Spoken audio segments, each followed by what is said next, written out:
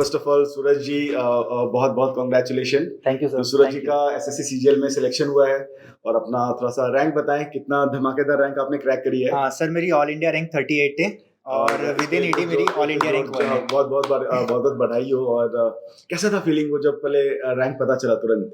इतना तो श्योर होगा कि सिलेक्शन हो जाएगा हाँ क्योंकि सर। मार्क्स से पता तो चल जाता है। वो जो थोड़ा सा पर्दा हटता नहीं, वो रैंक के पीछे पर्दा हटता नहीं है। So how was the reaction? What was the reaction? Sir जब टियर 3 के मार्क्स आए थे तब मेरा 607 बन रहा था, तो मुझे ये बात पता थी कहीं ना कहीं कि मेरा ऑल इंडिया रैंक अंडर 50 रहेगा। अंडर 50 रहेगा, वेरी हाँ, गुड। लेकिन जब रिजल्ट आया तो मैंने देखा ऑल इंडिया रैंक 38, तो sir it creates an excitement कि एक बहुत अच्छा रैंक लिया है। और इसके बाद में सर ये था कि दोबारा आप करने की जरूरत नहीं मुझे पड़ेगी। बताओ कि एकदम वो जिस जिस मोमेंट में 38 निकला, मम्मी कहाँ थी, पापा कहाँ थे? सर एक्चुअल में जब मेरी जब एसएससी का रिजल्ट आया तब मैं घर पे बैठकर अगले दिन कहीं जाने की प्लानिंग कर रहा था। तो मैंने जस्ट गूगल खोला और एसएससी की वेबसाइट देखी, तो उसमें केवल ये लिखा हुआ था कि एसएससी का फाइनल रिजल्ट डिक्लेयर हो चुका है। उसके बाद में सर सिर्फ वो मोमेंट था कि उसके बाद मेरे पास में फोन कॉल्स आए। मेरा फ्रेंड था जिसने मुझे कॉल किया और बताया कि ऑल इंडिया रैंक 38 है। तो पहले आपके दोस्त ने पहले आपका रिजल्ट देखा क्या? सर बिकॉज लिस्ट आती है, लिस्ट 4, Correct. उसके अंदर सारी रैंकिंग्स आती है। तो उस रैंकिंग में आया कि मेरी रैंक 38 है। उसने स्क्रीनशॉट भेजा और आप मानेंगे नहीं, मैंने अगले दिन होने तक शाम तक मेरा रिजल्ट खोलकर नहीं देखा कि मेरी ऑल इंडिया रैंक 38 है। केवल वही स्क्रीनशॉट मैंने कई बार देखा कि हाँ मेरी ऑल इंडिया रैंक इतनी है। हाँ, तो मम्मी कहाँ थी, पापा कहाँ थे, उनका कैसा रिएक्शन था when they sir get to know? जब रिजल्ट आया तो मम्मी पापा जी दोनों किचन में थे, और जब मैंने देखा कि एसएससी का फाइनल रिजल्ट आउट हुआ वेबसाइट पर, तो सर उसी वक्त ऐसा था कि मेरे अब ऑटोमेटिक टोन इतनी हाई हो गई थी ना कि घर वाले मतलब मम्मी और पापा जी रोंगटे खड़े हो गए होंगे। हाँ, सर वही कि उस समय टोन अपने आप हाई हो जाती है बिकॉज ऑफ एक्साइटमेंट कि फाइनल रिजल्ट आ गया।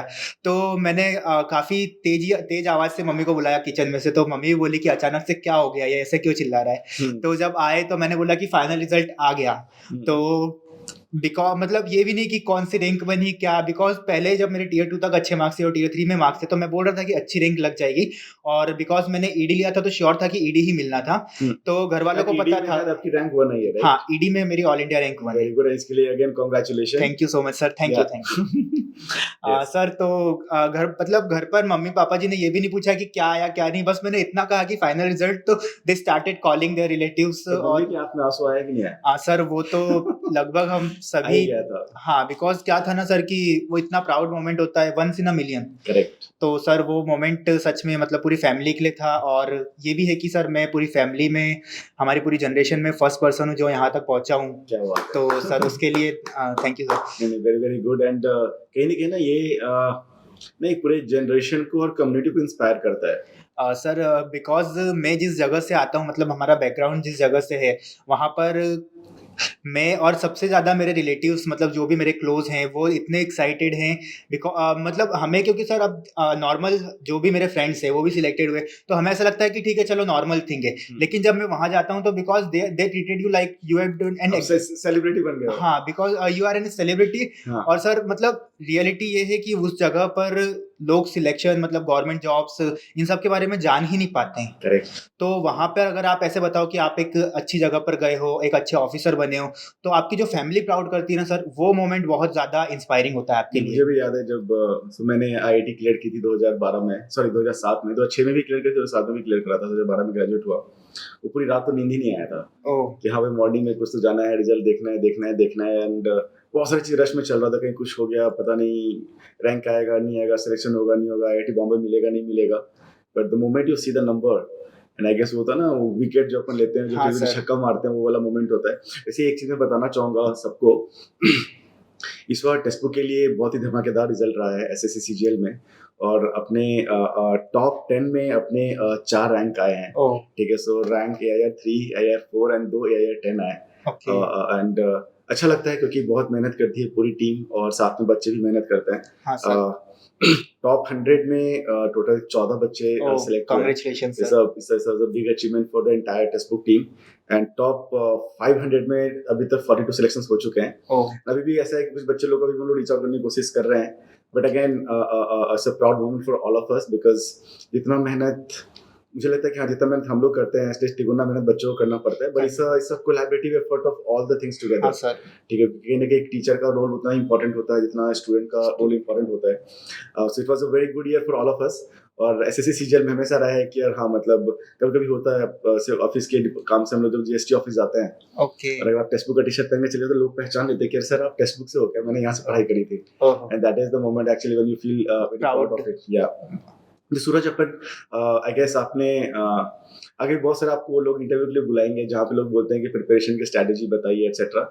मैं चाहता हूँ कि आज थोड़ा सा हम लोग हार्डशिप के बारे में बात करें कि ना मतलब क्या नहीं करना चाहिए, ठीक है। और लाइफ लंबी है, जर्नी लंबी होती है, और जो गवर्नमेंट जॉब का प्रिपरेशन है लोग बहुत डाउटफुल रहते हैं कि यार पूछा तो 9th-10th का क्वांट रीजनिंग अलग, बट 4 साल 5 साल क्यों लग जाते हैं, क्योंकि वो कहने का एक मिथ है और लग जाते हैं 4 साल 5 साल बिकॉज कॉम्पिटिशन बहुत टफ रहता है। ठीक है, इस लंबे जर्नी पे बहुत ऐसा मोमेंट आता है जहाँ पे कहीं ना कहीं कभी मोटिवेशन डाउन होता है, कभी अप होता है, दोस्त लोग अलग ताना मार रहे होते हैं, घर वाले अलग ताना मार रहे होते हैं, रिश्तेदार अलग ताना मार रहे होते हैं। And I guess सारे aspirants go through that phase. Even I went through when I was preparing for IIT. Okay. And उसी मोमेंट पे ऐसा होता है कि जो बंदे अपने आप को होल्ड रख पाता है ना, वहाँ पे भी कहीं ना कहीं अपने मोटिवेशन को हाई रख पाता है, then these guys get the final results.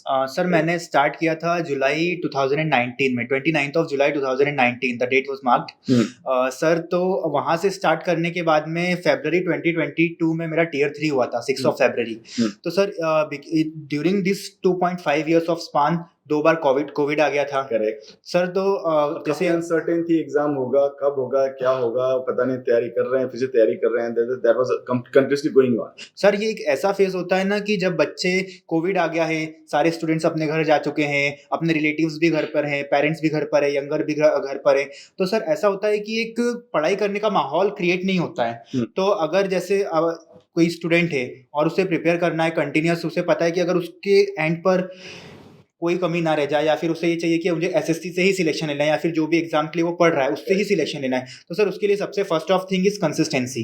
जिसमें अगर मैं सिलेक्शन लेने को ले सकता था, लेकिन अगर मैं बोलूँ कि मेरी जो रैंक है वो रैंक मुझे पुश हुई है बिकॉज ऑफ कंटिन्यूटी, कि कोविड के फेस में कुछ बच्चों ने नहीं पढ़ा और आपने पढ़ा। Correct, that pushed your rank, and that is when actually you create the gap. Yes sir, definitely. जब ऐसा ना कछुआ और खरगोश वाला जो रेस है, राइट, yes, तो लोग बैठा हुआ अगर वहां पे अगर आप भाग रहे हो ना, तो वहां जो आप एक डिफरेंस क्रिएट करते हो, फिर और लोगों के लिए वो डिफरेंस को कवर अप करना बहुत डिफिकल्ट हो जाता है। सर ये एक बात मैं हमेशा मेरे फ्रेंड्स को या फिर जो भी है मेरे से कनेक्टेड, जो मुझसे पूछते हैं कि एसएससी कैसे, मतलब दिक्कत आ रही, प्रॉब्लम आ रही, तो मैं उनको एक बात हमेशा बोलता हूँ कि जब कुछ नहीं दिखता है ना, तब दौड़ लगाओ। जब एसएससी स्टार्ट हो रहा है, जब आपको पता है कि अगले 3 मंथ में एग्जाम है या फिर अगले 2 मंथ में एग्जाम शेड्यूल है या एग्जाम की डेट आ गई, और the time when you start, तब तक कोई दूसरा होगा जो आपकी जगह से स्टार्ट कर चुका होगा, तो वो आपसे काफी आगे निकल चुका होगा। तो अगर आपको आगे निकलना है तो आप तब आगे बढ़ो जब वो लोग सो रहे होंगे, या फिर जब वो लोग वेट कर रहे होंगे कि रिजल्ट कब आएगा, या फिर पेपर कब होगा, या फिर एसएससी तो डिले कर रहा है। सर ये टाइम ऐसा होता है कि आप लीड ले सकते हो। करेक्ट, बिकॉज एक सिलेक्टेड और अनसिलेक्टेड में सर कहीं ना कहीं ये भी फर्क आता है कि वो उस चीज को, उस अपॉर्चुनिटी को गवा देता है जो टाइम फ्री आता है। कई बच्चे ऐसे होते हैं कि सर डेट नहीं आ रही है, कुछ लोगों के पास हम कहने की वजह ना वो सारे रीजंस और एक्सक्यूजेस की तरह निकल कर के आते हैं। हाँ सर, आप एकदम सही बोल रहे हैं, and that is the time जहाँ पे एक अपॉर्चुनिटी मिलता है एक आपको लीप लेने का, मतलब हाँ सर, डेफिनेटली रेस में थोड़ा और आगे निकलने का। सर बिकॉज मेरे साथ में कई मतलब एक भैया भी थे जिन्होंने मुझे हेल्प भी की है पढ़ने के लिए। तो सर उनकी वो ऑलरेडी गवर्नमेंट जॉब में वर्क कर रहे थे, उनकी शादी हो चुकी है, उनके बच्चे भी हैं, लेकिन स्टिल ही वाज प्रिपेयरिंग, और इस साल उनका बहुत अच्छा रैंक लगने वाला है, AA उन्हें डेफिनेटली मिल जाएगा। सर तो मतलब जब कोई बंदा ऑलरेडी गवर्नमेंट जॉब में हो, शादी भी हो गई है, वेल सेटल्ड भी हो जाएगा, but still he want something better. Correct sir, जब कोई आपके सामने ऐसे एफर्ट लगाता है ना, तो आपके अंदर कहीं ना कहीं आता है कि नहीं, अगर मेहनत होती है तो कैसे होती है कि नहीं एकदम सही बोल रहे हो। आपने एक चीज बताया था जब हम लोग अभी चिट चैट कर रहे थे बिफोर, कि आप अपने फैमिली में फर्स्ट पर्सन हो, ठीक है, जो 10th पढ़ा, 12th पढ़ा, ग्रेजुएशन करा, ठीक है, अब जाकर के now you have crack SSC CGL का एग्जाम, ठीक है, तो इसके बारे में बताओ, because again and multiple reasons होते हैं। शायद मेरे पापा और जो मेरे रिलेटिव्स थे वो नहीं पढ़ पाए। इच्छा सबकी होती है, बट उन लोगों की और ज्यादा इच्छा होती है कि मैं अपने बेटा को तो एकदम सुपर रॉक स्टार बनाना है। ठीक है, तो लेट्स टॉक अबाउट दैट कि वो किस टाइप का घर का माहौल था, फैमिली का क्या माहौल था। ठीक है, क्योंकि ऐसा है कि चलो अगर पेरेंट्स चाहें भी, अगर बच्चों में अगर वो कहीं ना कहीं इंस्टिंक्ट नहीं है ना, वो जिद नहीं है ना कि नहीं मेरे को तो करना है, आप जैसे भी जुगाड़ो, ठीक है, बट मैं आपको जो भी आप इन्वेस्टमेंट करो as an investment and I pay it back. And I guess the way you have got selected उसी फॉर्म में कहने का पे बैक करना होता है, not in terms of monetary. तो उस माहौल के बारे में बताओ, जब आप 10th में गए, 12th में गए, या फैमिली में कोई ज्यादा नहीं था जो उन्होंने एक्चुअली उस जर्नी में पहले कभी रन थ्रू किए हुए थे, पढ़े लिखे थे, ठीक है, तो कैसा माहौल था, कैसे आपने अपने आप को मोटिवेट करा। फिर मैं उस क्वेश्चन पे आऊंगा कि गवर्नमेंट जॉब का कीड़ा कब आया, बट उससे पहले थोड़ा सा कि हाउ वाज द पढ़ने लिखने का माहौल, घर का माहौल एक्सेट्रा। सर घर का माहौल थोड़ी मेरे घर पे मम्मी थोड़ी सी स्ट्रिक्ट थी मुझसे हमेशा ऑलवेज, बट ये था पापा स्ट्रिक्ट रहते, मम्मी थोड़ी सी लीनियंट रहती है। मम्मी थोड़ी सी स्ट्रिक्ट थी और पापा जी बहुत लीनियंट थे। तो जब मैं 12th और ग्रेजुएशन हुआ था ना, तब एक ये भी था कि मेरी जो मतलब मैं जिस उससे था, मतलब कॉलेज मैंने किया था जहाँ से, तो उसके बाद में मेरी कुछ ऐसी हरकतें थी जो घर वाले भी बोलते थे कि तू कुछ नहीं करेगा। ऐसे क्या हरकतें थी? सर बिकॉज अपने किसी भी काम में ध्यान नहीं देना, मतलब प्रॉपर तरीके से, या फिर कुछ ऐसी ऐसी चीजें जो एक एज के साथ आती है। हाँ, तो वो चीजों के साथ घर वालों को कहीं ना कहीं ऐसा लगता था। लेकिन हाँ, स्टिल वहां पर एक भैया थे जो अभी आरबीआई में मैनेजर पोस्ट पे हैं, जिन्होंने मेरी बहुत हेल्प करी है, मतलब मैं उनके लिए तो हमेशा in terms of giving you the right direction, right? Sir, not only the right direction, but the after only 2 or 3 second or third meet, he gave me his laptop for my own use. And today it is almost of 6 years. Still his laptop was at my. तो कहीं ना कहीं आप बता भी रहे थे जब अपने कैजुअल टीचर सेशन चल रहा था, ये कहीं ना कहीं आपने पूरी की पूरी तैयारी ऑनलाइन करी है। हाँ sir, definitely I prepared all the things online. तो कैसा तो ऑनलाइन का जर्नी कैसा था पढ़ाई लिखाई का, क्योंकि अभी तो ऐसे कोविड के बाद काफी कहीं ना कहीं बच्चों के पास एक्सेप्टेंस आ गया है। पहले तो लोग बोलते थे कि नहीं चलो कोचिंग में जाना है, ऑफलाइन पढ़ना है, ऑनलाइन तो ठीक है चलो सिर्फ मॉक टेस्ट लगाऊंगा। But now people are thinking from and seeing it from a very different perspective, and now they are getting open about near online education is a good education, जहाँ पे affordable price में time saving के साथ you get a lot of all content, top teachers to study. आपका कैसा experience रहा online learning का पूरा? सर ऑनलाइन लर्निंग एक रीजन सर सबसे बड़ा मेरा तो ये था, बिकॉज मैं जहाँ रहता था वहां से 10 किलोमीटर दूर अच्छी कोचिंग्स थी। और सर ये था कि मुझे ये भी पता था कि अगर 10 किलोमीटर में जाऊंगा आऊंगा तो टाइम किल होगा, फर्स्ट ऑफ ऑल दिन का कम से कम 2-2.5 घंटा तो आराम कम से कम। और सर बिकॉज और एक online platform sir is a kind of a thing where you get the best faculties of the particular exams. तो सर अगर आपको ऑनलाइन में इतनी अच्छी फैसिलिटीज मिल रही है तो आप क्यों ऑफलाइन के साथ मैंने कभी ऑफलाइन मेरे दिमाग में नहीं आया। इवन जो मेरे फ्रेंड्स भी पढ़ रहे हैं उनको भी मैं ऑनलाइन ही सजेस्ट करता हूँ कि अगर आपको कहीं भी ऑनलाइन पढ़ना है तो आपको ऑनलाइन मार्केट में ही आना होगा। मेरे को सर अभी मैं ग्राउंड पे जाता रहता हूँ, लोगों से बच्चों से मिलता रहता है शहर जाकर करके। कुछ बच्चों के इस टाइप के कहीं ना कहीं थोड़ा सा दिमाग में वहम है, जो मैंने भी काफी कोशिश करी क्लियर करने का, कि यार ऑनलाइन में बेसिक से नहीं पढ़ाता है, ऑनलाइन में एडवांस से पढ़ाता है। ऐसा क्या आपको लगा क्या? सर जब मैंने एक यूट्यूब जो बहुत बड़ा प्लेटफॉर्म है वहां पर भी सर हर तरह की चीजें आपको मिलेंगी। करेक्ट। एक ऐसा ना सर ऑनलाइन प्लेटफॉर्म में चीजें बहुत सारी multiple, but the student has to identify. ये स्टूडेंट की रिस्पांसिबिलिटी है और स्ट्रक्चर में पढ़ना, राइट तरीके से स्टार्ट करना, कंसीक्वेंशियल चीजों को लेकर करके जाना। करेक्ट। मतलब ऐसा ना हो कि आप डायरेक्ट एडवांस कंटेंट के पास जाएंगे, बिकॉज वहां पर एक पूरा प्लेटफॉर्म है, वहां पे आपके पास सब कुछ है। वहां पे आपको ऑनलाइन प्लेटफॉर्म का एक ये है कि सर आपको खुद को चूज करना है, that you have to choose where the basic is and where the advance is. Correct. तो स्टूडेंट अगर बेसिक और एडवांस में डिस्टिंग्विश कर ले और वो ये बात कर ले कि हाँ मेरे को बेसिक से यहाँ से धीरे धीरे करके प्लेटफॉर्म बनेंगे, बिकॉज ऑनलाइन मार्केट में हर तरह की चीजें अवेलेबल है। ऐसा नहीं है कि एडवांस ही मिलेगा, ऐसा नहीं है कि यही मिलेगा। तो आपने एकदम सही बोला कि ऐसा है कि जो मुझे भी समझ में आया जब बच्चों से बात करने के बाद, कि जो उनका एक बायसनेस था कि ऑनलाइन में एडवांस होता है, that was primarily coming from YouTube. अब ऐसा कि आप यूट्यूब पे जा रहे हो, एक ही टाइप का कंटेंट, एडवांस टाइप का कंटेंट आप बार बार देख रहे हो, तो कहने कि वो एक पर्सोना बच्चों का बन गया, दिमाग में बन गया कि यार अगर आपको बेसिक से पढ़ना है तो ऑफलाइन से पढ़ना है और एडवांस पढ़ना है तो ऑनलाइन पढ़ना है। That is not true sir that is definitely अगर नॉट आप एक राइट प्लेटफॉर्म पे जाते हो जहाँ पे आपको कंटेंट काफी एक स्ट्रक्चर्ड फॉर्म में दिया जा रहा है, अच्छे टीचर्स हैं, and I guess text book super coaching is one of it. बहुत मेहनत करती है टीम जहाँ पे करिकुलम बनाने में एक साइंस लगती है, क्योंकि ऐसा कि हमें पता है कि बच्चे जो गवर्नमेंट जॉब की तैयारी करते हैं, not everyone is coming from maths background, जिनको क्वांट का भी एग्जाम देना है, काफी बच्चे आर्ट्स बैकग्राउंड से आते हैं, ठीक है, कॉमर्स बैकग्राउंड से आते हैं। उन बच्चों को भी आपको मैथ्स रीजनिंग कहीं ना कहीं पूरा बेसिक फंडामेंटल से पढ़ा कर करके उस लेवल पे लेकर करके आना है, where actually they get the selections, just not the selection, they get the rank also, as you rightly said कि वहां पे थोड़ा सा समझ कर करके एक सिलेक्टिव कंटेंट को अगर आप जाओगे तो I guess they won't feel that कि हाँ ये बेसिक से नहीं है या फिर एडवांस ही पढ़ाया जा रहा है। सर डेफिनेटली, और online platform is one of the best thing कि ऑफलाइन में सर बहुत वो चीज़ें आपको पैशंस चाहिए। एक ये भी होता है सर कि अगर आप ऑनलाइन प्लेटफॉर्म पे आ रहे हो तो आपको ये बात ध्यान रखनी होती है कि कहाँ से बेसिक है और फिर कहाँ पर एडवांस है, मतलब थोड़ा आपके एफर्ट्स लगते हैं। Correct, that is the point. तो ऐसा नहीं है सर कि ऑफलाइन में ही ज़्यादा चीज़ें हैं, ऑनलाइन में डेफिनेटली बहुत अच्छी चीज़ें, और आजकल मार्केट में जो चीज़ें हैं वो ऑनलाइन है। इवन अगर मैं भी प्रिपेयर किया हूँ 2.5 साल सर, तो ये है कि मेरा शेड्यूल ये होता था कि मैं सुबह 9 बजे लाइब्रेरी जाता था और 10 बजे मैं रात के घर से वहाँ से घर जाता था। तो सर मतलब इस बीच में मुझे ये था कि 2 तरह की चीजें होती है, या तो आपके पास में टाइम हो तो फिर आप अपने हिसाब से चीजें मैनेज कर लो, या फिर आप वैसे जाओ। मैं जैसे भी, अगर जितने भी मेरे फ्रेंड्स होते हैं उनको मैं अगर मुझसे पूछते हैं कि कैसे क्या चीजें, तो मैं उन्हें एक बात हमेशा बोलता हूँ कि if you are preparing for any kind of thing, not only about exam, तो 2 ही चीजें हैं, first one is direction, second one is hard work.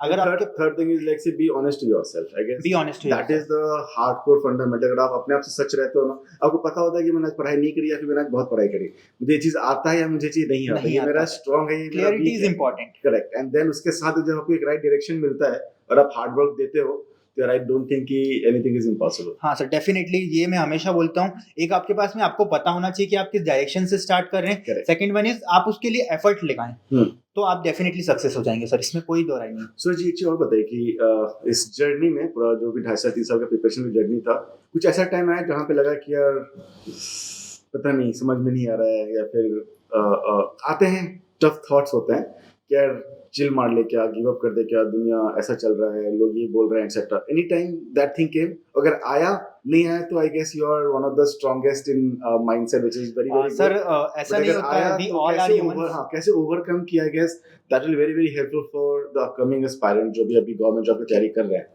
Sir we all are humans, have to face ups and downs, emotions हैं तो आता ही है। हाँ definitely, और जब तक आपकी लाइफ में कुछ डाउन फेस नहीं आएगा तब तक आपको उस चीज की डिजायर कैसे पता चलेगी, उस चीज की नीड।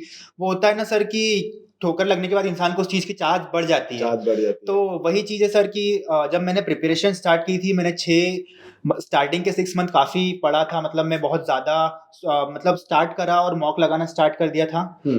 मॉक इसके बाद में जब मैं प्रिपेयर कर रहा था, 6 मंथ मैंने प्रिपेयर किया, उसके बाद में मेरा 2019 का प्रीलिम्स शेड्यूल था। तो प्रीलिम्स का जब कि आपका प्रिपरेशन स्टार्ट करने के 6 महीने के बाद ही आपका पहला प्रीलिम्स शेड्यूल था, और उसके बीच में मैंने कहीं से वो कोचिंग वगैरह, तो सर जब मैंने अभी ऑनलाइन का एडवांटेज था कि मैंने ऑनलाइन से पढ़ा, ये उस समय कोविड भी आ रहा था, तो आने जाने का टाइम मेरा बचा और मतलब मैं पढ़ पाया प्रॉपर चीजों से। तो सर उसके 6 महीने बाद मेरा प्रीलिम्स शेड्यूल था, उस समय प्रीलिम्स देकर आया और कुछ दिनों में उसकी आंसर की आउट हो गई, तो माय स्कोर वाज 101.5। तो मैं बड़ा डिमोटिवेट हो गया कि चलो यार इस बार तो नहीं होगा या फिर जो भी है। तो तब मैंने प्रिपरेशन, लगभग कोविड आ गया था उसके बाद तुरंत ही, जैसे ही हमारा प्रीलिम्स हुआ था 2019 का, उसके बाद में कोविड आ गया था। तो सर उस टाइम ऐसा हो गया था कि 101 मार्क्स देख के कोई भी डिमोटिवेट होगा डेफिनेटली। तो सर इसके बाद में कुछ 4 या 5 महीने बाद एसएससी ने टियर 1 की वो सिलेक्टेड कैंडिडेट्स की लिस्ट मतलब जारी की थी, तो उसमें मैंने देखा कि मेरे मार्क्स थे, मतलब 36 कुछ मार्क्स बढ़कर मेरा 137 पॉइंट समथिंग मार्क्स हो गया था, और उस समय कट ऑफ गई थी 137 कैटेगरीज। तो सर उस समय क्या हुआ कि मेरा ये था कि चलो कट ऑफ निकली, मुझे ये बात की दुखी कि 0.1 से हुआ है या फिर कुछ वैसे मार्क्स से हुआ है, but I take it as an advantage और एज एन अपॉर्चुनिटी। चलो फर्स्ट स्टेज तो क्रॉस हुआ है। हाँ सर, उसके बाद आपके पास समय है जहाँ पे आप जादू क्रिएट कर सकते हो। उस समय सर फिर जब जैसे मैंने एक भैया का जिक्र किया था, तो मैं उनसे मतलब वो मुझे हमेशा बताता है कि पढ़, और वो मुझसे एक बात पूछते थे कि क्या तेरे पास में कोई और रास्ता है। और जब मैं इस एसएससी की जर्नी में घुसा था तब मैंने अपने आप को बोल दिया था कि अगर होगा तो यही होगा, इसके अलावा कोई नहीं है। बिकॉज समटाइम क्या होता है ना कि कोई ऑप्शन नहीं होता है ना, तो आप एक पर ही फोकस करते हो। वो ये बाइनरी में आपका आउटपुट अलग, या तो 0 या तो 1, हाँ, तो होगा या तो नहीं होगा, या तो होना है तो ये होना है, तो फिर तो जीजा लगा दो। मेरे पास सर यही था कि मुझे करना है तो मुझे एसएससी ही करना है, क्योंकि यही एकमात्र प्लेटफॉर्म था कि जिसपे मैं अपने आप से नजरें मिला सकता हूँ। Because outer world is secondary but your on is primary. तो सर मैं अपने आप में भी इतना कहीं ना कहीं अपने आप को भी बोलता था कि इतनी एज होने के बाद में, मतलब still I am 21 at that time, but मुझे ये फील होता था कि नहीं, कुछ तो करना है और उसके लिए अपने आप को ये इससे अच्छा प्लेटफॉर्म नहीं मिलेगा। तो सूरज मुझे ये बताइए कि जब आपका मार्क्स पहली बार आया, right, when actually you got कि भाई पता नहीं सिलेक्शन होगा कि नहीं होगा, and then you got the revised marks, right, तो लगा कि नहीं चलो अभी तो मेरा रिजल्ट हो गया है। उस टाइम पे that was a down time, and I guess that was the time जहां पे कहीं ना कहीं आपको अपने आप को कंट्रोल करना होता है और अपने टेम्पो को, मोमेंटम को, एनर्जी को, एक्सप्रेशन को फिर भी हाई रखना होता है। वो कैसे किया? I guess lot of students go through that patch of their life, and वहां पे I guess your the way you sort of overcome that mindset will be very very helpful. Okay sir, उस समय ऐसा होता है, अगर आप कोई भी स्टूडेंट एसएससी की प्रिपरेशन में आ रहा है, अगर वो बेसिकली लोअर मिडिल क्लास से ही होते हैं, अगर उस स्टूडेंट एसएससी की प्रिपरेशन में आ रहा है, that means he do not have the kind of a job that he wanted. तो अगर आप ऐसी जॉब चाहते हैं जहाँ पे आपने आपको रेपुटेशन दिखा पाए या फिर अपनी फैमिली को, और जब आपके पास में वो नहीं होता है, तो अगर आप प्रिपरेशन कर रहे हो, डाउनफॉल डेफिनेटली सभी की लाइफ में आता है। आपने आपको ये बात जरूर हमेशा बताना है कि अगर आपने ये यहाँ से इस पॉइंट से गिव अप कर दिया ना, हो सकता है यही पॉइंट हो जो आपका थ्रेशोल्ड पॉइंट हो। मतलब हो सकता है अगर आपने यहाँ से छोड़ दिया, आप क्या करोगे? बहुत से बहुत, जैसे मैं एक बात हमेशा जहाँ भी रहता है कि अगर आपने ये काम नहीं किया, अगर आप प्रिपेयर कर रहे हो, SSC definitely offers a very good salary, correct, तो अगर आपने ये काम नहीं करा है, रुतबा है, एंड आई गेस जो एक मजा है उस जॉब सर, का, the primary thing is financial. तो अगर आपने ये काम नहीं करा और आपने कहीं और जॉब कर ली, तो how much you get? 20,000, 30,000, correct, more to more 50,000, correct. लेकिन क्या इससे आप अपने आने वाले टाइम की, अपने पेरेंट्स की और अपनी जो भी होने वाला, मतलब उसके लिए आप उसकी नीड्स को सेटिस्फाई कर पाएंगे? या फिर अपने आप को वो चीज की अपने दिमाग में कहीं वो पॉइंट तो नहीं रह जाएगा कि अगर नहीं हुआ तो, अगर मैंने उस समय पढ़ लिया होता तो। तो सर डेफिनेटली अपने आप को इस बात के लिए हमेशा रखना है कि अगर आप आ रहे हो, अपने आप को 2 साल का, कम से कम 1 से 2 साल का टाइम दो, और एक बात हमेशा बताओ कि ये जो जॉब देगी ना, ये आपकी पूरी कहीं ना कहीं आपकी फैमिली की लाइफ तो बदल ही देगी। फैमिली, एंड आई गेस जो मैं बता रहे से पहले कि ना कहीं वो उस कम्युनिटी का पूरा लाइफ बदलता है। सर डेफिनेटली आपने बताया ना कि आप अपने फैमिली में the first one who sort of continued his education, then finally got a government officer. अब जस्ट इमेजिन करो जो आपके पूरे फैमिली में और इवन जो सोसाइटी में आप रहते हो, जिस गांव से बिलोंग करते हो, वहाँ पे when those people get to know about you, ठीक है, फिर ऐसा होता है कि यार सूरज कर सकता है तो मेरा बेटा भी कर सकता है, एंड आई गेस वो एक सिंगल स्पार्क ना पूरी कम्युनिटी को एक्टिवेट कर देता है। सर डेफिनेटली, क्योंकि ऐसा होता है कि मेरा डिपार्टमेंट ईडी लिया है मैंने, तो जब मैं वहाँ लोगों को पता चलता है ना कि ईडी, तो उनको कुछ समय तो मुझे ये बताने में निकल जाता है कि what is ED. Sir definitely, तो ये जो है ना, उस जगह से आना, फिर वहां पर लोगों को मोटिवेट करना, जैसे मेरी सिस्टर्स भी मुझे बोलती हैं कि अब तो आने वाली जनरेशन की हेल्प डेफिनेटली करना, तो वो होता है सर कि वहां से लोग आपको देख के इंस्पायर हो रहे हैं, कि उनको भी ऐसा लगता है कि ये कहीं ना कहीं हम में से ही है जो किया है, तो हम भी कर सकते हैं। तो सर वो प्राउड मोमेंट फील होता है कि जब आपसे कोई बोलता है ना कि कैसे किया और क्या हम भी कर सकते हैं, तो जब वो लगता है कि हाँ, यू मतलब एक सोशल रिस्पॉन्सिबिलिटी आप निभा रहे हो। करेक्ट। और सूरज, मतलब आपके जर्नी में आई गेस यू सेड काफी पढ़ाई किया ऑनलाइन, टेक्स्ट बुक का कैसा रोल रहा, कितना रोल रहा? Sir text book, to be honest, मैंने जब स्टार्ट किया था तो मुझे एक बात हमेशा मेरे सीनियर्स और जो भी हैं वो बोलते थे कि you have to take the test, तभी आप फाइट कर सकते हो। जैसे मे बी अगर अभी स्पीड एक्यूरेसी पे बहुत काम करना होता है, और ऐसा होता है कि this is where actually you create the difference. Sir क्योंकि अगर आपको पता तो चले कि आप डायरेक्शन में हो कि नहीं, करेक्ट, आप जो पढ़ रहे हो, जहां से भी पढ़ रहे हो, नो डाउट कहीं से भी पढ़ रहे हो, बट आपको ये तो पता चले कि आपको जो पढ़ाया जा रहा है वो एग्जाम में आ रहा है कि नहीं आ रहा। तो सर इसीलिए जब मैंने स्टार्ट किया था तब मुझे ये बोल दिया गया था कि तेको टेस्ट सीरीज ले लेनी चाहिए।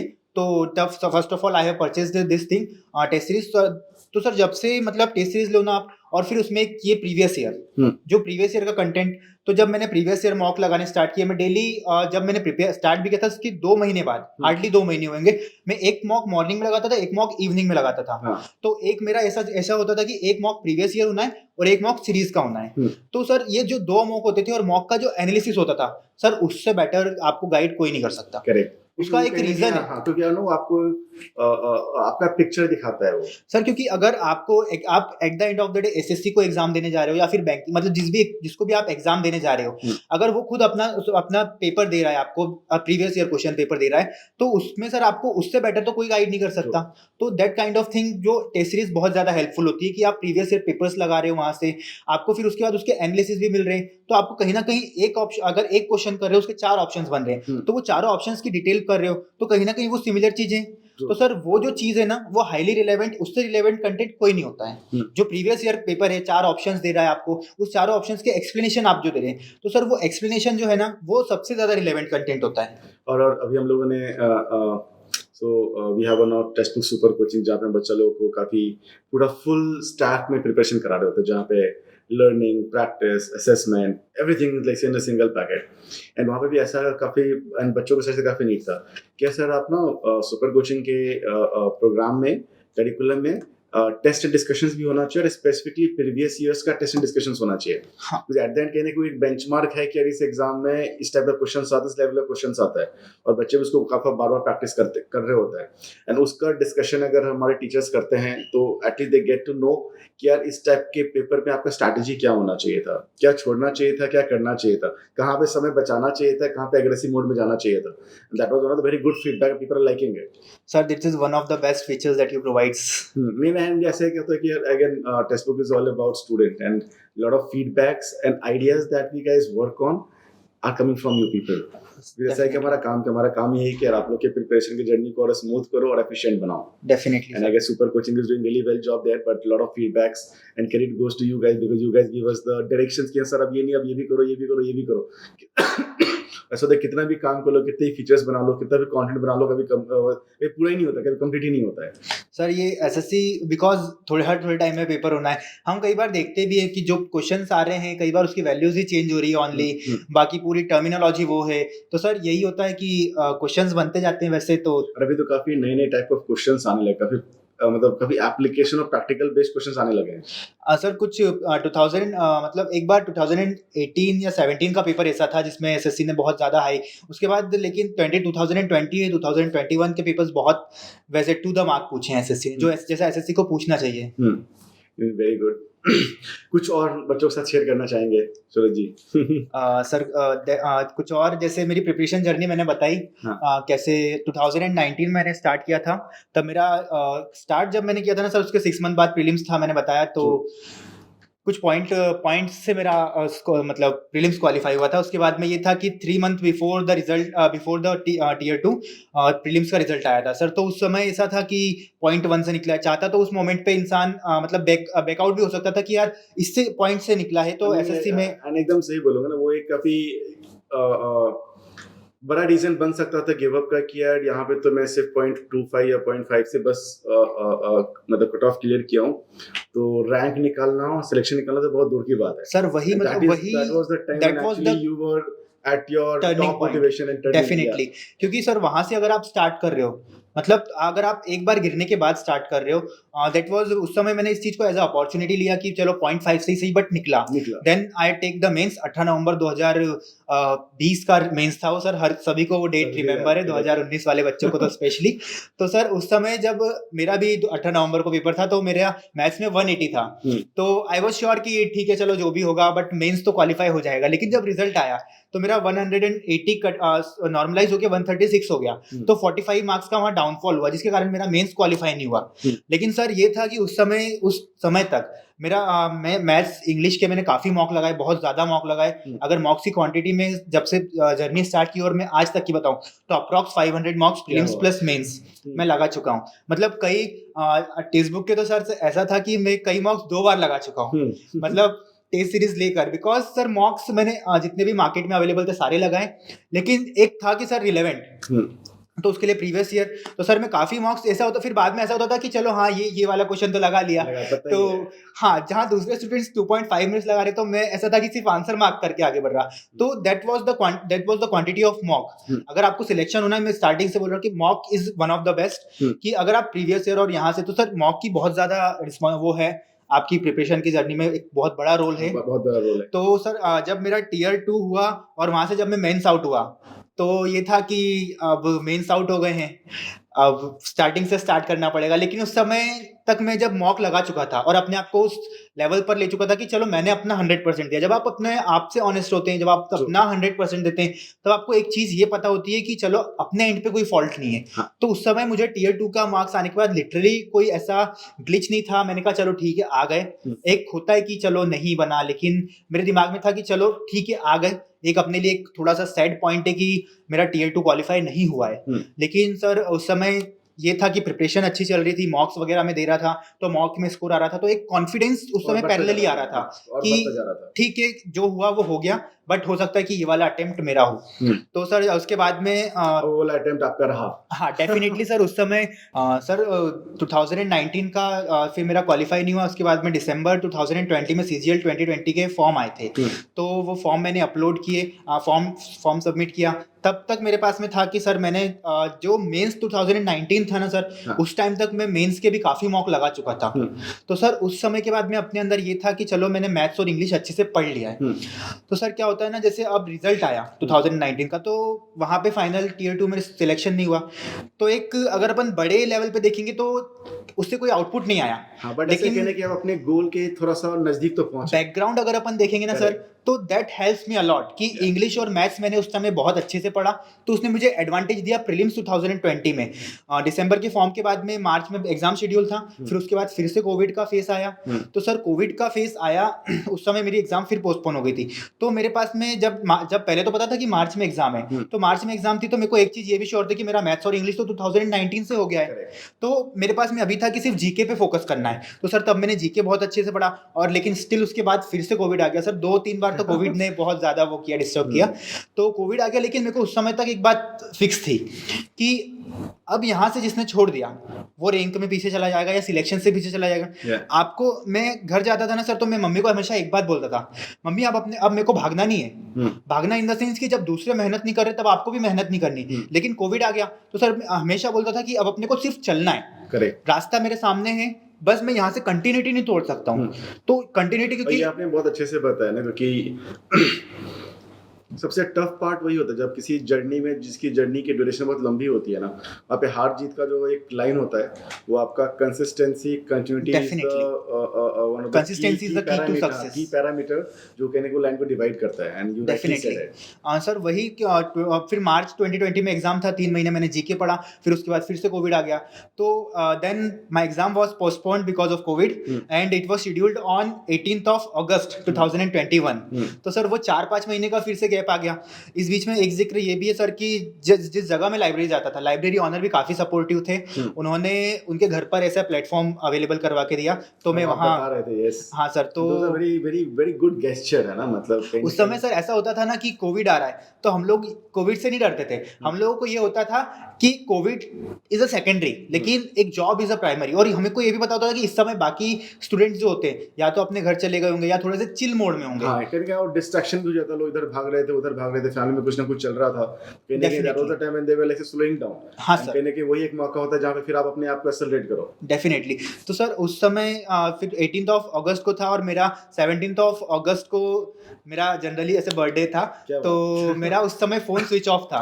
और ये था कि 2019 जुलाई जब मैंने प्रिपरेशन की जर्नी स्टार्ट की थी, तब मैंने व्हाट्सएप अनइंस्टॉल कर दिया था, इंस्टा, फेसबुक, इन तीनों चीजों से सर मैं बहुत दूर था। ये बच्चे लोग एक बार फिर से रिपीट करना पड़ेगा, लोगों को लगता है कि यार ठीक है सब कुछ साथ में हो जाएगा, बट कहीं ना कहीं अगर आप एक टफ माउंटेन जब क्लाइम कर रहे होते हो तो लाइफ में कुछ चीज़ आपको सेक्रीफाइस करना पड़ता है अगर आपको एक बड़ा गोल चेस कर रहे होते हो, और एक काफ़ी बड़ा डिस्ट्रैक्शन रहता है। एंड आई गेस अगर आप फेसबुक, इंस्टाग्राम अगर 1 आध साल यूज ना करो, लाइफ नहीं बदलने वाली है। डेफिनेटली अगर आपने एक अच्छा जॉब क्रैक कर लिया, वो एक सरकारी अफसर का जॉब क्रैक कर लिया, आपकी, आपकी फैमिली की और आपकी पूरी सोसाइटी की लाइफ बदल जाएगी। डेफिनेटली इसको एक सर। बार फिर से रिपीट करके मोटे बच्चों के लिए बताएंगे कि यार हाँ एक्चुअल में सर जब मैं प्रिपेयर भी करता था ना तो I used bicycle during my preparation, तो जहाँ से जितनी भी डिस्टेंस होती थी, बिकॉज पेरेंट्स फाइनेंशियली इसलिए फिट भी लग रहे हो आप, हम तो चर्बी आ गई है।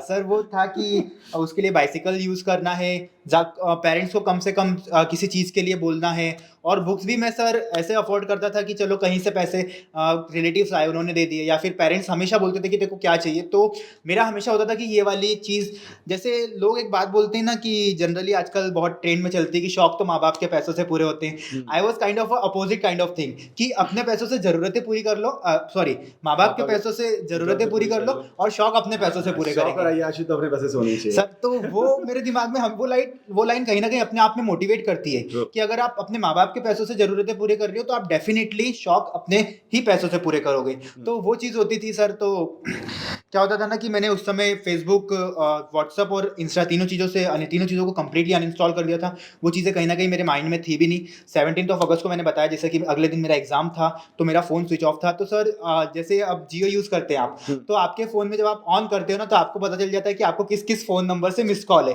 तो सर उस दिन लिटरली मेरे फ़ोन में 2 या 3 हार्डली मिस कॉल होगी जिन्होंने मुझे बर्थडे विश करने के लिए लगाया होगा। फिर उसके अगले दिन मेरा एग्जाम हुआ, उसके बाद में मैंने उनसे बात भी की तो मैंने उन्हें बताया भी कि एग्जाम बहुत अच्छा रहा। सर ये वो लोग होते हैं जो आपके साथ हमेशा रहते हैं, जब आप कुछ नहीं हो तब भी, जब आप सब कुछ हो तब भी। तो सर मैंने एग्जाम दिया, उसके बाद में 18 अगस्त को मेरा एग्जाम था, 1 या 2 दिन का कुछ रेस्ट लिया, उसके बाद में मैंने मेंस का मॉक लगाया। रेस्ट 2 दिन का लिए? हाँ सर, डेफिनेटली, क्योंकि आपको मूड अपने आप में रिलैक्स होना जरूरी है। मूड स्विंग भी चाहिए होता है। ऐसा नहीं होता कि आप ऑल टाइम पढ़ो, क्योंकि आप हर टाइम एक मूड में नहीं होते हो, तो ऐसा आपको बिल्कुल ना लगे कि आप बिल्कुल ही उसमें घुस रहे हो, तो ये चीज़ होती है। तो सर उसके बाद में जब मैंने मॉक लगाया तो मैंने मेंस के इंग्लिश और मैथ्स का दोनों का मॉक लगाया, तो उसमें भी मेरा सर परसेंटाइल की अगर मैं बात करूँ तो वो 96.5 समथिंग था। मींस अगर आप प्रीलिम्स दे रहे हो उसके 2 दिन बाद आप मॉक लगा रहे हो तो 96 से 99 परसेंटाइल समथिंग आप ला रहे हो।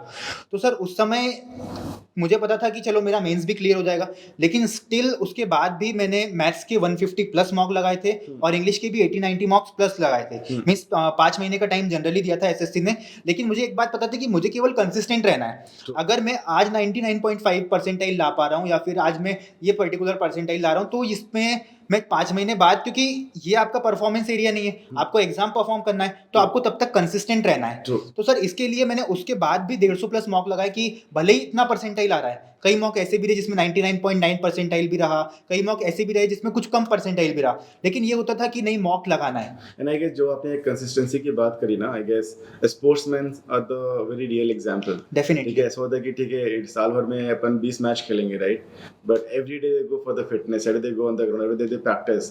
ठीक है, एंड वही कहीं ना कहीं क्लब होकर करके क्यूमुलेटिव तरीके से उनके परफॉर्मेंस में निकल करके आता है।